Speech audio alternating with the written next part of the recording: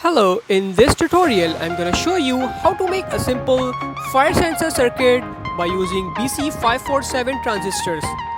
So let's get started.